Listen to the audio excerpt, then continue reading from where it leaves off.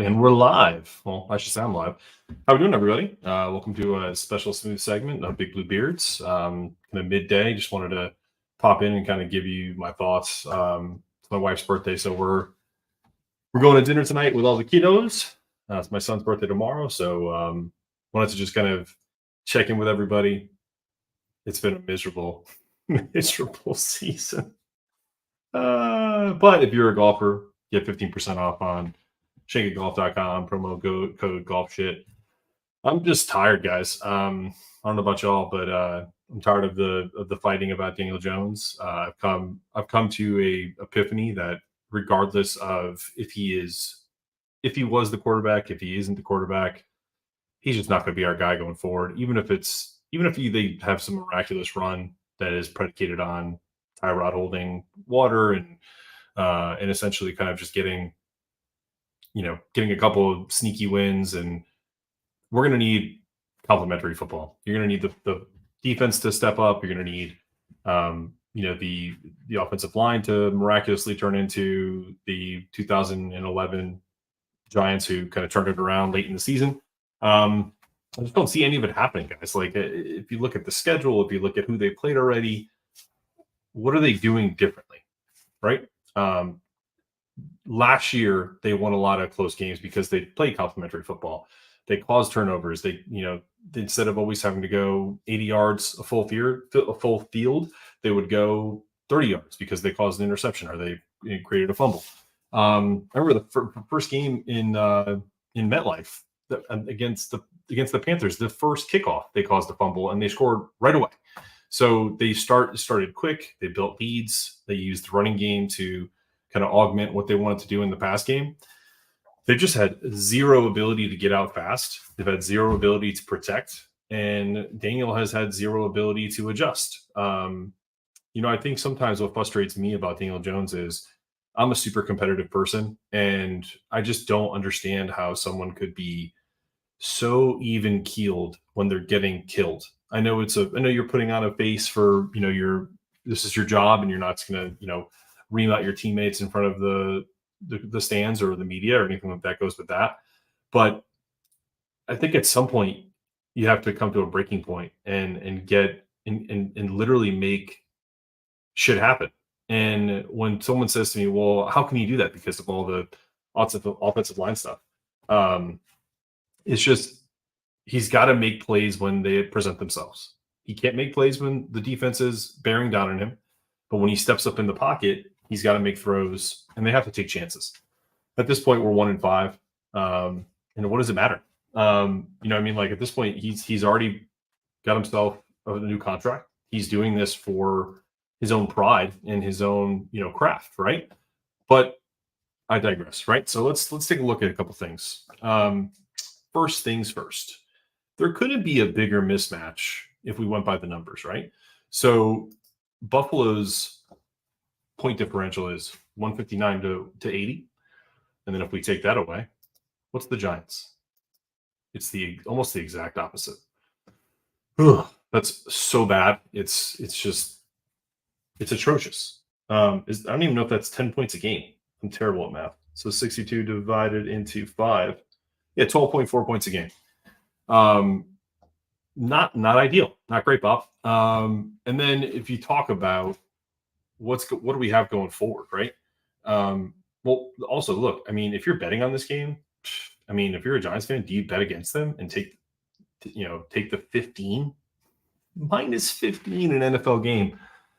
It's incredible that the spread is where it's at, but this is where we're at, guys. But look at the numbers: 0-5 against the spread, 0-3 on the road, 0-5 against the spread in the last 10 games. They're not even covering. There's just so much negativity surrounding this team. So I wanted to kind of come on and maybe spread a little positivity, but also with some humor. So I was looking at some clips of movies that kind of represent, I feel like, how some of this fan base, thinks, right? And my biggest thing is I feel like this is the way Daniel Jones supporters and like super hardcore Giants fans who are always positive. License plate guy comes to mind. And I'm not, this isn't to shit on him because he's the man, but someone that's always positive, always thinking like, oh, we're gonna win, we're winning this game. This is how they feel in video form.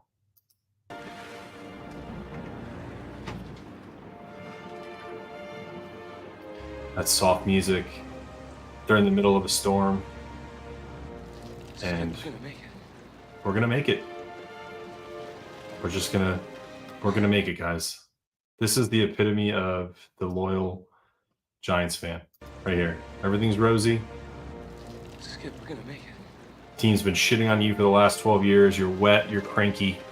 You get a medium Pepsi to show for it, and then I would say this is the other side of that. This is the realistic Giants fan who knows we're in this storm and there's just absolutely no way we're getting out of it. Not without basically crashing our ship and starting over. There's that group. I see Cross, I see Mo. She's not gonna let us out. She's not gonna let us out. This could mean John Mara. This could also mean Daniel Jones right here. She's not gonna let us out. She's not gonna let us out. That's this season, right here. That's The Perfect Storm. Great movie. Great movie.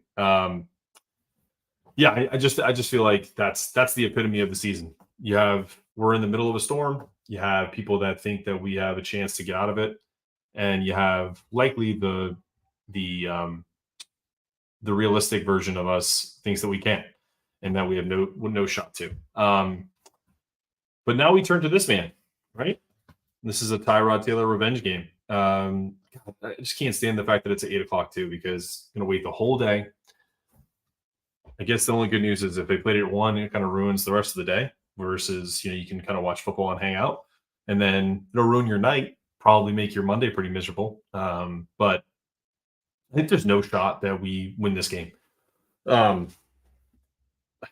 think a couple things. One, the Bills are leading the league in sacks.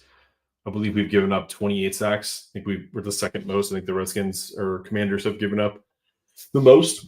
And yet somehow Sam Howell has great numbers. I don't see how that works, right? O-line gave up that many sacks. It shouldn't be possible, right? I think you see what side of the table I'm on. I'm on the no excuses side, guys. Like it's enough. If I go back and look at my history on you do like Facebook memories, you see where you posted on there, and I remember in the past I would say, well, how could we ever do anything with no line? But then if you talk to people that are more well versed on how to run an offense than even you are, because you're just a fan, and clearly I just am. But when I see this team's dysfunctional nature, they don't have a leader. They really don't have a leader. And Daniel Jones is not a leader, not the leader that they need right now. In good times, I think if the team was functional in the respect of they were winning, every piece was in place, you probably could win with this guy. That's just a straight up fact. But he's not going to elevate the team. And that's our biggest issue, guys, is that we're not in a position where we have anybody on this squad that is going to step up, grab people by the helmets, and tell them that they need to get better or get the fuck out. I think there's a little too much complacency. I think that's also just due to the way the game is played now. I think old heads kind of want this style of coach, and that's just never happening again. What the hell kind of offense is that? Kimmer gonna eat his ass. Watch this. See? Jesus' name, Moxie, what are you doing? What kind of Lulu formation you pulling?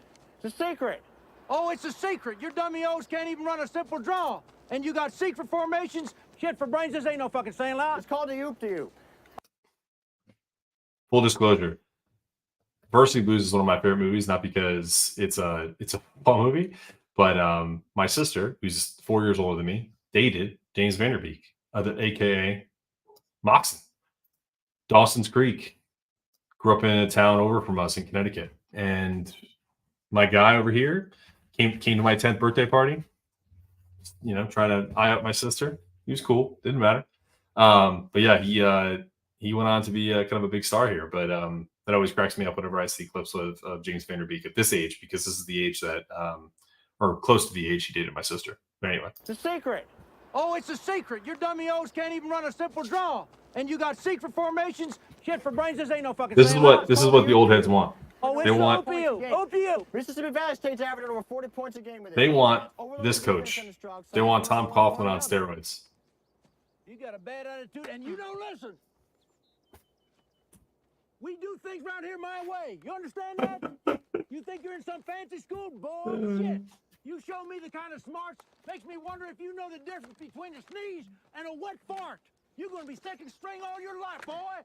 Yeah, Man, Kilmer loves to bag on your boy. I'm not going to name any names, but I guarantee you there are old heads like, yeah, we need that. We need that guy to come on here and talk shit to these players.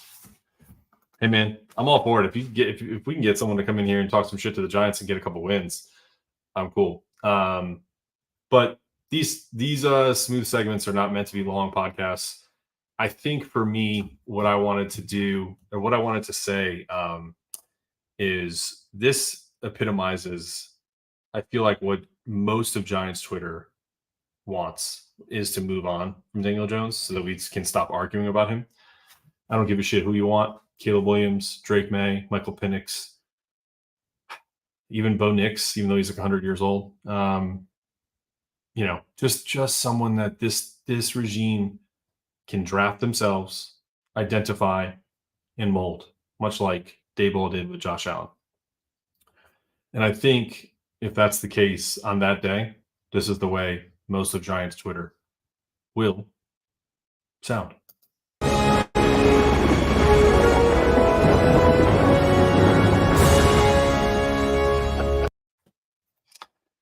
Pretty magnanimous. Yeah, that would be me. And listen, I've been a proponent of getting rid of him before the season even started last year. So great playoff run. We were all excited. I see Sarge and Monty in the chat. Our podcasts were great during that run. We talked about going to the playoffs. We even had like a fuck Philly episode before they got absolutely demolished in the divisional game. I just feel like, guys, like we're so far away. We're so far away that we need to start thinking about contingencies. And for everyone that says to me, well, what's your plan? My plan is trade away the assets that you have that have value. Adoree Jackson, Leonard Williams. We could even go, probably cut Sterling Shepard. Maybe bring some people up in the practice squad that you just signed, right? The Justin Pughs of the world, Juiced. If they bring in La'el Collins, great. But I mean, like, this is the kind of shit that I'm seeing all over all social media. I'm gonna find some of the screenshots that I saw on I believe it's Facebook. Let's see. This is a great one. I'm gonna read it. It's uploading, and then I'm gonna put it up on the screen.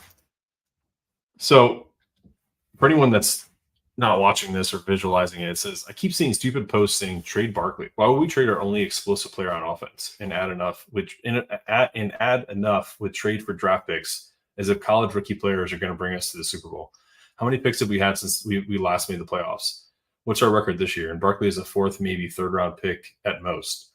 What the fuck is a fourth or fifth round rookie going to do for us? If I see one more trade for Barkley post, I'm coming for you. Well, first off, my friend here,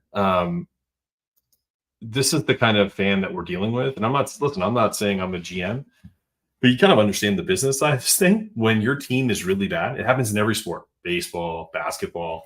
You guys that you've signed, you trade them so that you don't lose them for nothing. So then you get some value versus nothing. It's called pennies on the dollar, right? So yeah, is Saquon an explosive player when he's healthy? Sure, but he's also not healthy right now. So maybe you hold him back. You trade him for at most a third. Maybe you get some stupid team that wants to give you a second. That'd be awesome. I doubt it. And I think at worst, you get a fourth round pick or multiple. Maybe you get a 4 and a 5. You can turn those into offensive linemen, cornerbacks, safeties, likely not kind of skill position players in terms of like wide receivers, but you never know. Puka Nacua was a 7th round pick. Maybe we trade Saquon and we get that type of return on it. You don't know.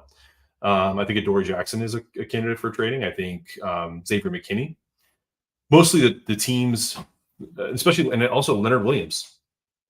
These are guys who can make impacts in other places, and I can guarantee you they'd probably welcome it because they can go to a place where they can compete for the playoffs and then, move on, get another contract, and then we go from there. But that's the kind of shit I'm seeing all over, whether it's Facebook, it could be, I think there's another one that's pretty funny too. Let's see if I can add it.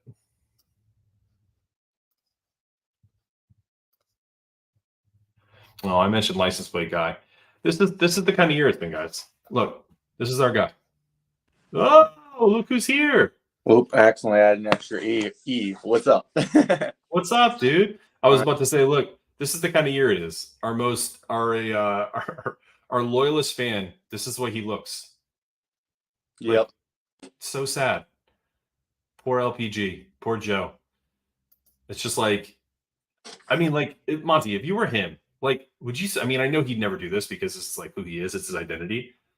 But these tickets aren't cheap. He doesn't have an endorsement. I mean, he might have some endorsements, but I mean, he spends a lot of his own money. If this is you, do you take a year off? What do you do? I mean, at this point, he's just stuck. I remember he was saying, in 2020, granted, we ended up having a decent year there, but he was, happy that it almost happened. Yeah. Because he was like, I don't have to fucking pay to go see this terrible team. Well, I mean, with the pandemic, he couldn't go either, right? I mean, I think that was part of it, too. It was the first – I remember when we interviewed him, it was, the funniest thing he said is that it's the first time he ever watched a football game with replay, in live. That was super interesting.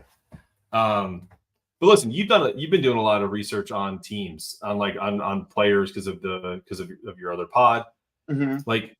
Real quick, if it was up to you, and we're sitting at where we are right now, 6, right?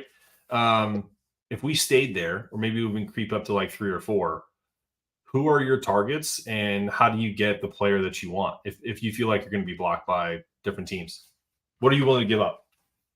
Yeah, man, it's a tough situation because I think that is the question. Is what are you willing to give up? Personally, I'm willing to go get your franchise quarterback, but there's different levels to this. It takes, a team willing to trade down. It takes sign off from everybody in the organization after you just kind of paid for your quarterback. That worries me a little bit. Yep. I'm hoping we're just going to be in position to get a quarterback we want, but if you don't have pick 1 or 2, it kind of changes everything. I think it's a really good deep quarterback class, but at the same time, there is a clear 1 and 2 in this draft, and then it's a huge gap. Yeah. So, personally, I love Caleb. I think Caleb is an elite prospect, but I don't have as big of a gap between Caleb and Drake May as some people do. I would be just as happy with Drake May, but after that, I don't know who my QB3 is. Maybe Shedeur if he comes out, but I don't know if he'll come out. Yeah, it's interesting. I also want to comment on, you've been spicy on Twitter lately. You really have been. It's a new, I feel like it's a new Monty. Usually Monty, you could take my moniker, even this is a fake moniker. I am far from smooth. This is just a joke. It's a joke name. But you have been the anti-smooth. You have been, maybe smooth with your comments, but you've been aggressive. I like it. I won't lie to you. I think it's funny because I feel like there's some people who come at you with the dumbest shit ever. And you really hit them where it hurts. And I know we're trying to be positive and whatnot, but sometimes you just get sick of it. Is that just because you're frustrated with the team, or is it just kind of what's been happening? Yeah, man, it's definitely just comes out of frustration. I think I'm finally starting to I kind of got it all on my system for the most part, but I'm just so fucking tired of fans putting the blame in the wrong places. And don't get me wrong, everybody on this team deserves blame, but I know we're gonna end up firing a good coordinator because of these fucking players that fans refuse to throw under the bus, like Daniel Jones. Don't get me wrong, Daniel Jones is far from the only problem on this team, but it just seems like fans refuse to understand that the offensive line and the quarterback can be the problem. And and people big, what about the offensive line? It's like, who has said the offensive line is good? Nobody. That's true. Not a single person. Everyone knows the offensive line has been bad for like a decade now. I mean, but it's the fact that it's like, all right, we understand that. Now let's talk about if this quarterback is compounding a bad problem, and he is, and people just refuse to give him any blame. And then I've been like coming at, like, don't get me wrong, our defense hasn't been good, but like Wink Martindale has been catching so much from this fans base, and I think he's just so far down on the list of problems. Don't get me wrong, he's on the list. Everyone's on the list, but like, it's like, people blame the defense after like the Seattle game. It's like, if Daniel Jones doesn't turn the ball over twice and pushes and we get the ball in the end zone, we're on the 10-yard line, like that's a 21-point swing, because he threw a pick 6, which is 7 for them, and we should have gotten 7 in the end zone there, so that's 14. And he fumbled and put the ball on the 5-yard line, which you can't expect the defense. Like, the defense didn't let up any touchdowns that game if you don't count having this start the short field, right? The short field after the fumble. Exactly. So, and then he gets the blame. And then, I get it with like the Miami Dolphins game. Like, we did not play good defensively, but at the same time, like, I don't know what the fuck people expected going into that game. Like, we came into that game playing, at this point, a generationally good offense, like the most scored through 5 games in NFL history. And people are like, oh, well, the defense gave up 500 plus yards. It's like, yeah, I don't know what the fuck you guys expected. Like, the defense did exactly what I would want them to do to try to win like a game like that. This is not some talented defense. They got 3 turnovers, one of them for a touchdown. And yeah, we left 31 points, but with that touchdown we scored, that's a 24-point differential. Sure. Like, if you can't expect, especially getting 2 additional turnovers where you get good field position, if you can't expect this offense to put up 24 points with those turnovers, like, you're not going to win that game. Like, the offense always had to win that game against the bottom 5 scoring defense in the NFL. The defense just had to keep us in it. Like, we were never going to win it off defense. And then it's like, defense led 31 points. It's like, it's frustrating. I can see it. I feel it. It's like it emanates off of your page. Yeah. I can feel the frustration. There was one I was laughing myself after. I was just like, people were just coming at me about Daniel Jones and just being like, you're an idiot, you don't know what you're talking about. And I just like quote tweeted him like, dude, Daniel Jones isn't gonna fuck you. Yeah, I saw that one. I think I liked it. I don't know if I quoted it, but that's I've been going. He's not going to pay you any of the money he took from the Giants. That's been my go-to. Like, when someone vehemently, like, my favorite is there was a guy, I think he went on Mason's page and was like, oh God, it's just like another stupid Giants fan. And it was like Duke Lover 99 or something like that. And I was just like, bro, I mean, we're the only team in the history of the NFL that's drafted not 1, but 2 quarterbacks from a historically awful football team in college. It's not like we missed with like Alabama, which has a historically bad quarterback history, but it's not like we did, or Ohio State. We literally went to a basketball school for quarterbacks, for the franchise of our team, twice now. And I know that's just kind of conjecture and it's funny, but then what's the first thing that guy said?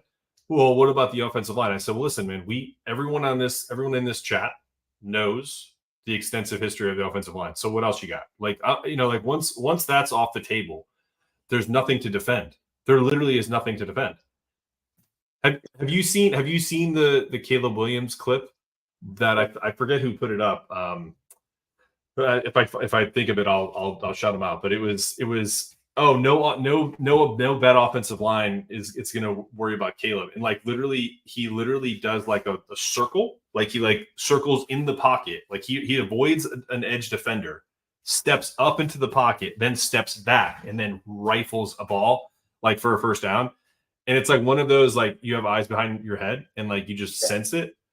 And that's what makes me laugh when people are like, well, no, even Caleb's going to get killed in this for this offensive line. I'm just like, well, one, it's probably not going to be the same offensive line. That's one. Two, Like, if you think Daniel Jones and Caleb Williams have the same sense of awareness, you probably don't watch football very often. Yeah. Because that's always been his issue. That's been always been his biggest issue is pocket awareness, the ability to escape it, to slide in the pocket, to do things that aren't just getting out and running. That and he's not even been great at that. Like he gets his yards, but he hasn't been awesome at that. He's had like one good season of that last year.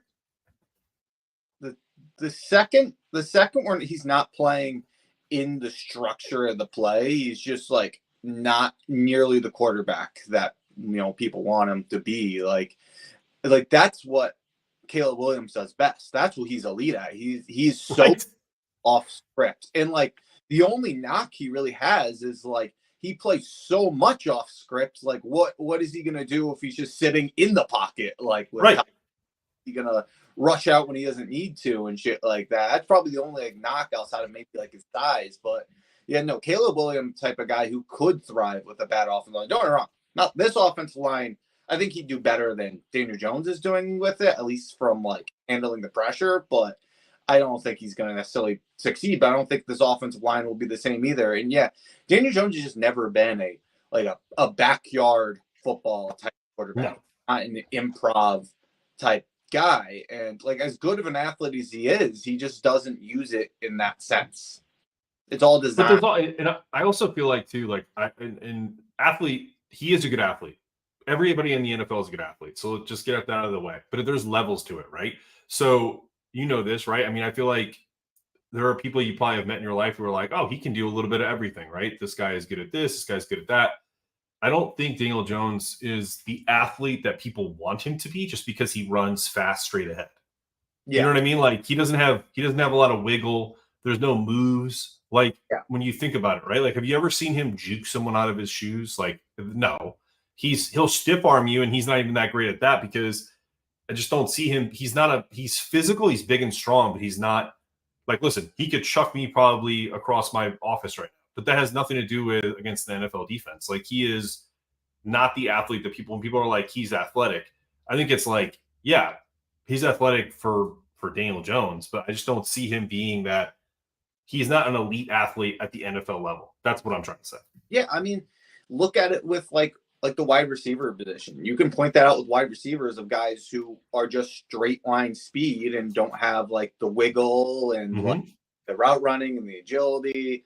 But like that's what Daniel Jones is. He doesn't have like the wiggle. He has straight line speed, and it's helpful. It certainly is better than a quarterback of that. And he has great straight line speed, like great. Yeah. Oh yeah. But that's all it is. It's like he doesn't have how much of a head start would you need to beat Daniel Jones in a 40-yard dash? In a 40 to 35 yards. I may think a little highly of myself. I think I could do it if I started 20 yards ahead. I think I could do it. But I'd probably pull a Kevin Hart and tear every like abductor muscle, and I'd be in a wheelchair for a month. But I think that'd be funny too. I heard they're bringing that back, Pros versus Joes. I heard that they're rebooting that. That would be really funny to see guys like us do stupid shit. But yeah, man, like I really appreciate what you're doing in terms of like the pod that is adjacent to ours. And I know we haven't been able to jump on as a group every Thursday night just because like there's always seems to be something that pops up, and including shitty football games. Who you got tonight? This is a good game tonight. What's that? West Virginia's playing tonight. Ooh, the Mountaineers. Holgerson Bowl, Houston versus West Virginia. I love it. Who do you got? Who's a good prospect at West Virginia that Giants fans should look for? The best one, it's just I don't necessarily know if the fit is Zach Frazier, their center. He's like a NFL prospect, but he did play guard as a freshman, and he's the only true freshman offensive lineman we've started in like the first like 50 years. So he's a good player, but I feel like he's more of a center at the NFL level, and you're not going to move John Michael Smith over. But if he falls, take a shot. I mean, look, the Eagles have Cam Jurgensen, who I thought was a true center starting at guard. You just need a good offensive line. So, who's our next offensive line coach? It's a good question. I mean, I'd love it to be Mike Munchak. I mean, I think that's the one everybody wants. I would throw, like, for example, Vic Fangio just went to Miami and they made him the highest paid coordinator in the NFL at $4.5 million. I do that same shit to get Mike Munchak here because, like, he is an elite offensive line coach. Like, everyone's talking about like, oh, what coordinator are we gonna fire? It's like, how about we just don't fire one of these good coordinators and waste that money and just take that money and use it on a new coach and get a good offensive line coach? Like, let's go take the money we'd save from fucking firing Wink and just hire a good offensive line coach. Right. Like, I just realized that this whole time I haven't had our logo up, which I'm a moron. So here, real quick.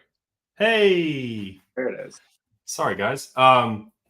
Maybe it's because it was an offshoot, but still. And I'm also going to do this really fast. But what do you see? Like, what's the path forward for this team? Do you think it's trading? Do you think it's kind of siphoning off pieces like I was talking about earlier, or do you think it's going to be like just a play it out? Like, if we end up like 1-10, it just is what it is. Like, what do you think they're going to do? I'd be trading off pieces immediately. I'd be doing it right now if they're sellers. I think I mean, you got to weigh it with these comp picks because you can get comp picks for these guys. So you don't just give them away for nothing. But like Adoree Jackson, like, I think he still has value. I mean, he's a starting corner in this NFL, and there's a lot of need for good corners. I think if I could get a 4th round pick for Adoree Jackson, I'd move him. I think Saquon Barkley, I would move off of. I think he still has value to a contender. I would probably trade a 3rd or 4th for him. Something to keep in mind with him is, running backs aren't paid that well on the open market. So, if you can trade him, the comp pick might not be great. And also, comp picks aren't guaranteed. So if it's even close, do it. But then there's a guy like Leonard Williams, and I see a lot of people like, and granted, I think Leonard Williams has more value than some people say he does. I posted on Twitter. He has the best pass rush win rate of all linemen, even though it hasn't shown up in the box score. He has like a 33% pass rush win rate.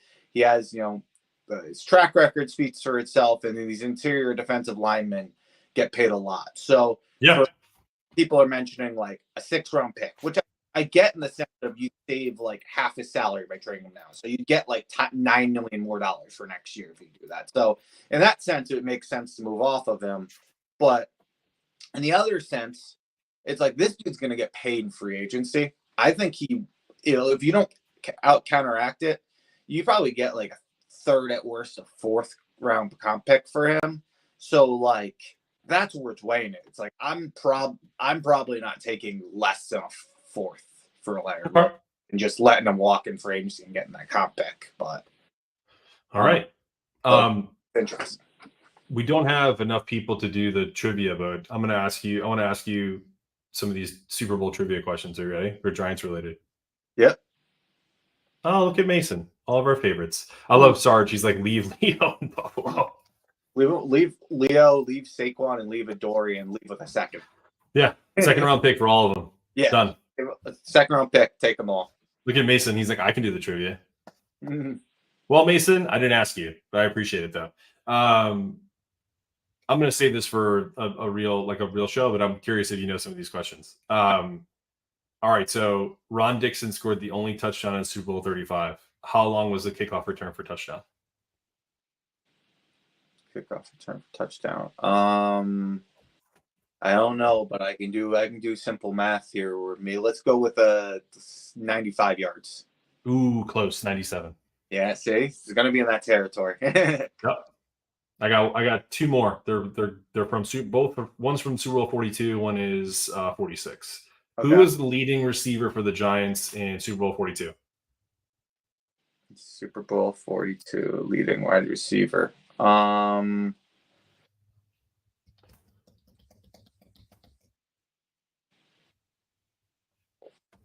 do I want to? I know it's not. I want to say it just because because I know he had a touchdown. Obviously, that big catch. Was it David Tyree? It was not. It was a well-dressed Amani Toomer.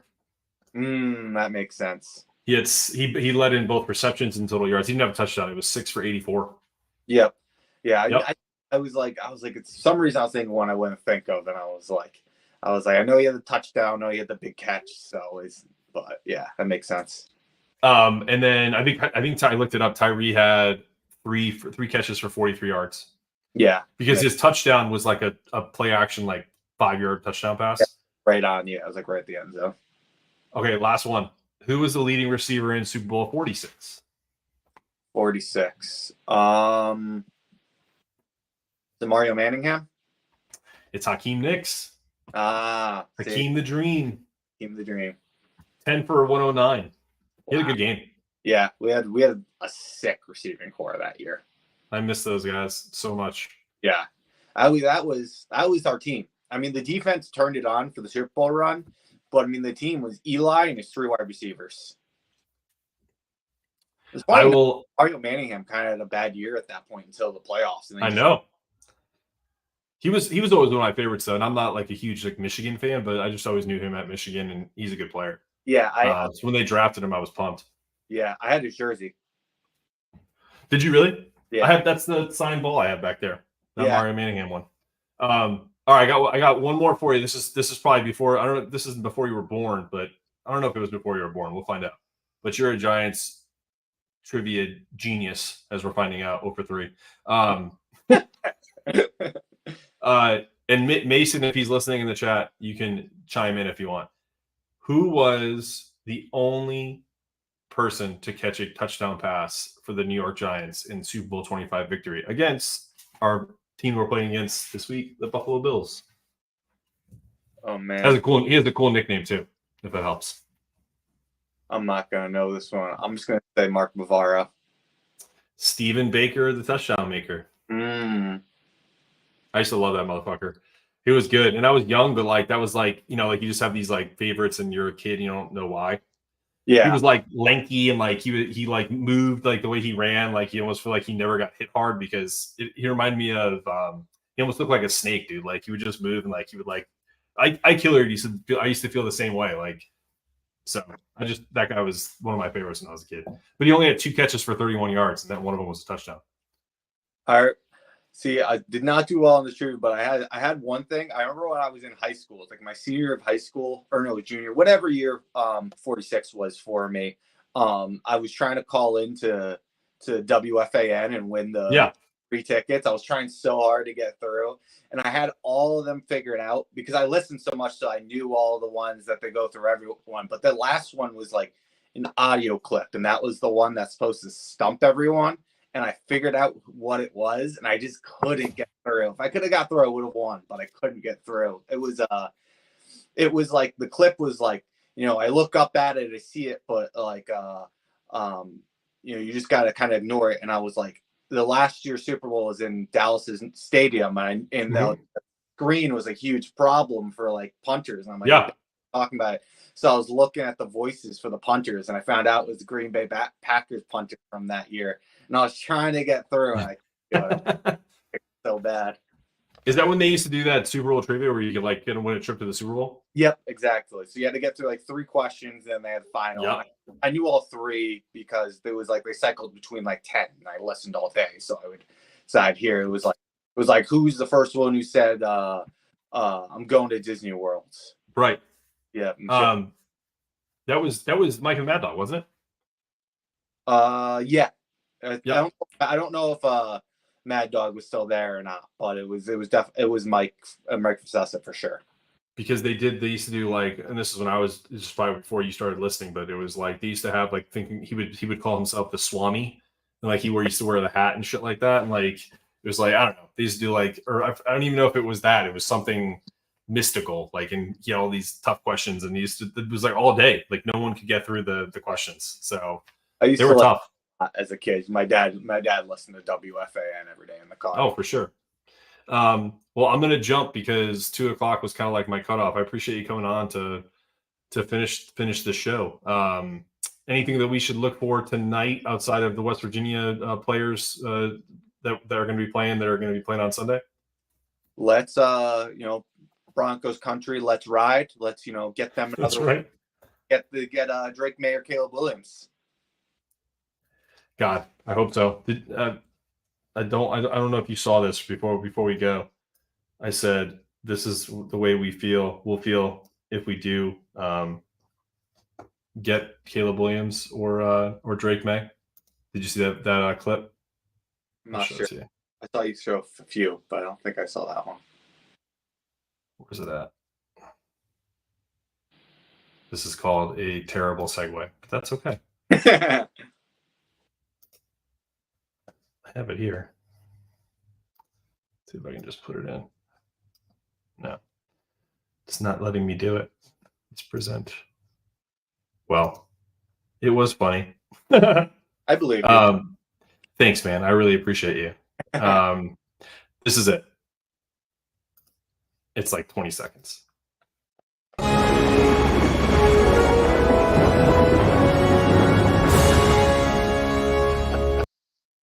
My favorite is the little laugh at the end. Yeah. The little chuckle, like, yeah, we finally did it. That's what it's gonna feel like. It's gonna feel like we escaped Shawshank. When we get out from under this. Yeah. That's what it's gonna feel like. It would change everything, especially if we could do that without having like fucking trade 2 first-round picks to do it. We could just let it fall in our lap and happen. It'd be incredible. Yeah, totally. And it would just be fucking, God forbid anything happens where we missed on that. But if we hit, it's over. I agree. I don't know, man. I appreciate you jumping on, and let's go Broncos. Sneak out a win so we can keep moving up that draft board. Let's ride. Let's ride. Peace, everybody.